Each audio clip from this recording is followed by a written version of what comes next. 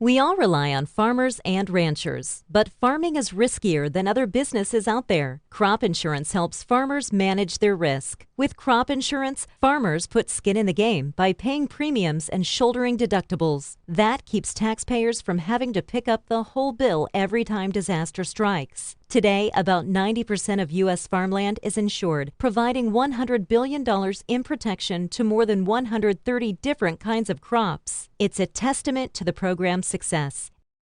Thank you for joining us today for the Meet the Farm Hands video segment. I'm your host, Hannah Pagel, and today we are with Janae Brady with the American Seed Trade Association. Janae, thanks so much for joining us today. Thanks for joining me. All right, so to kick off the interview, let's just go back to the very beginning. Tell me a little bit more about your Kansas roots and how you made your way out to DC. So my family has a wheat and sorghum farm in western Kansas that was my grandfather's. I'm a fourth generation member of that operation, and my uncle is now operating the operation, and my family's still very engaged out there. So my childhood was spent working on the farm. I consider myself a farm kid. And then all through college and into my early professional career, which I actually started out as a high school English teacher. And the benefit of high school English teacher on the farm is that you still get your summers off. So we spent all of our summers still out doing wheat harvest primarily. So leading to DC, one of those summers, I was looking for a little bit of a break, and quite literally on the combine, decided that I wanted a reason to get out and explore a little bit and figure out what I wanted for my future. So through that, I was able to get an internship the following summer at the Smithsonian American History Museum, where I really just was kind of exploring the city and figuring out if I was a country mouse or a city mouse, and discovered that I'm a little bit of both. So that's what led me to the path towards DC. Ultimately, long story short, after 3 years of teaching, moved out to DC to go to graduate school at George Washington University. And then not too long after that, found my way to the Senate Agriculture Committee. So I kind of want to talk a little bit more about that educational, you're a teacher, that connection. So how can you walk me through what the transition was like coming from being a teacher and to then being a staffer on the Ag Committee? Yeah. So I was a high school English teacher. I became a teacher, like everyone, because I loved Harry Potter and I loved reading. I loved young adult literature, that was just something that seemed like a really good fit for me. So with that, as I moved out to the not so traditional direct path to the Senate Agriculture Committee, I was able to really figure out all of the lessons that I learned from teaching that you can use in any job. It doesn't matter, what your job is. Organization, time management, all of those sorts of things that teachers excel at. But I think most importantly for me was relationship building, learning how to work with students, learning how to reach people that aren't always easy to reach on, whatever your message is that you're trying to deliver. So starting on the Senate Ag Committee, I started as a executive assistant for, at the time, ranking member Senator Roberts, when he had just taken over as ranking member of the Senate Ag Committee. So I was sort of a right-hand man for all issues that needed to be done on the committee, really from the administrative side of things. And again, all of those things, I think, direct skills that I got as a teacher.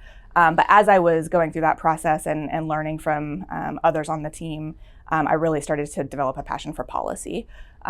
Being a farm kid and having the background that I had, I started to just pick up on the issues that others on the team were working on.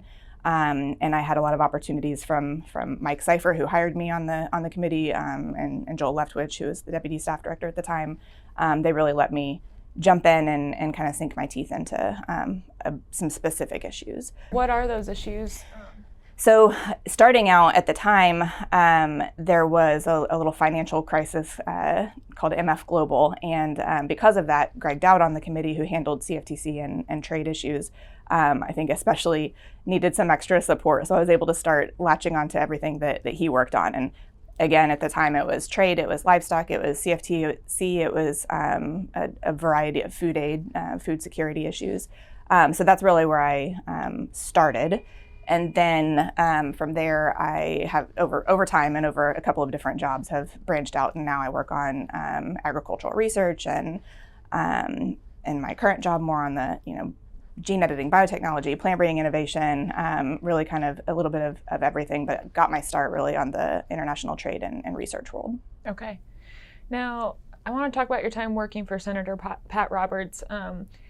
How would you describe your experience working for him in one word? You made a twist there and made it a little harder. Oh gosh, one word. I think it has to be Kansas with him. I got to work on a lot of different issues, and we were working, broadly for the committee representing all of U.S. agriculture.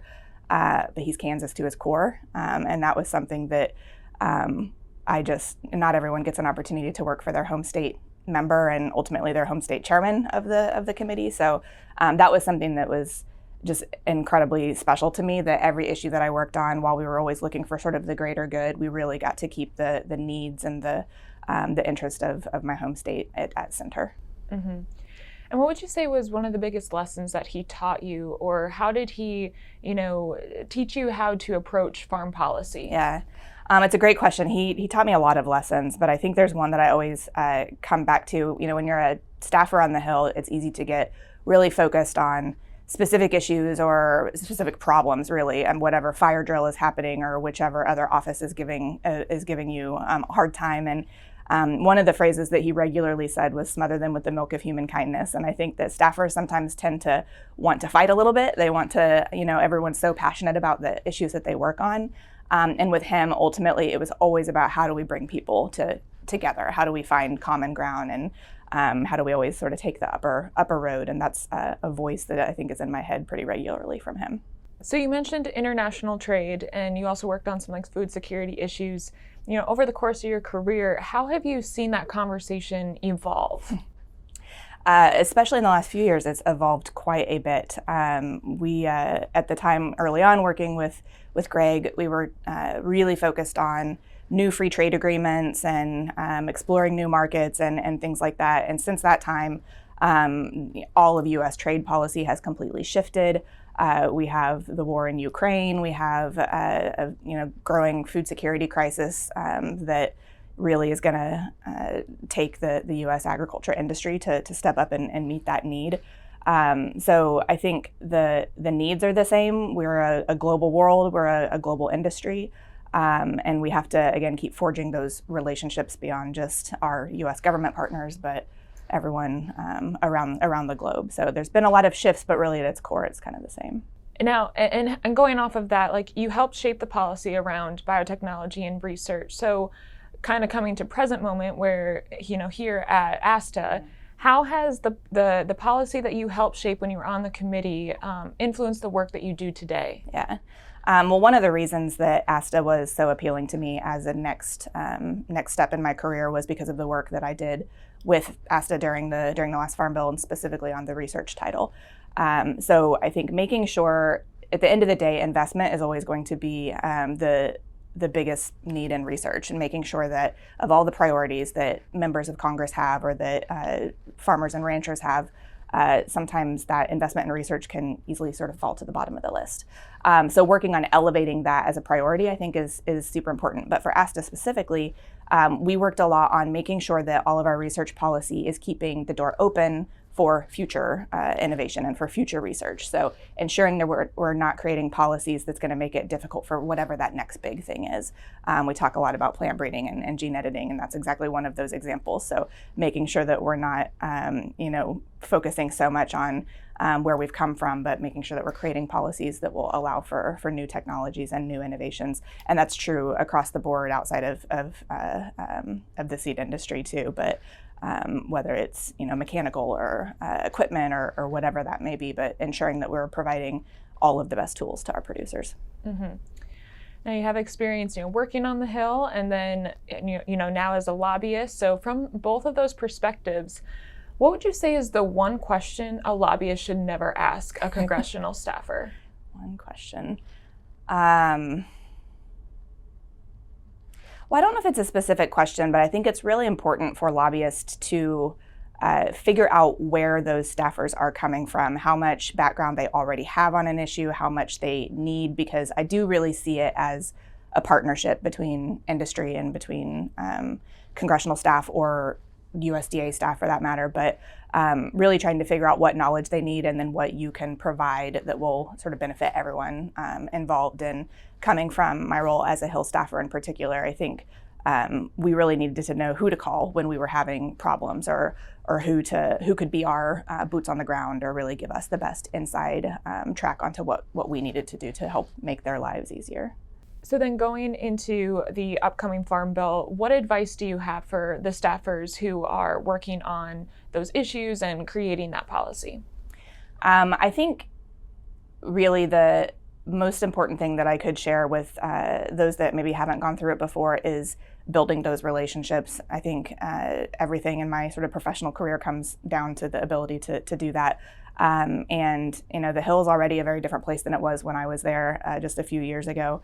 And it's so important, whether it's across the aisle or whether it's with other members that aren't on the other staffers that maybe aren't in the ag committee realm specifically.